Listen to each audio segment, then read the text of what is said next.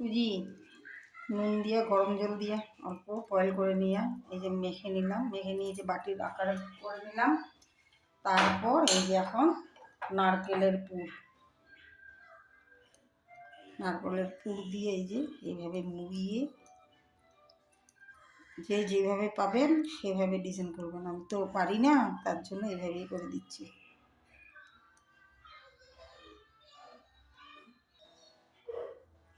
এইভাবে কয়েকটা আমি বানিয়ে নিয়েছি, আপনারা এইভাবে বানিয়ে নিয়ে ভাপে দিয়ে তারপরে দুধের খিরখির করে দুধের মধ্যে দিয়ে দিবেন। খেজুরের গুড় থাকলে তো অনেক ভালো, বালতি গুঁড়ো চলবে, কালারটা ভালো হবে বা গুড়টা দিলে।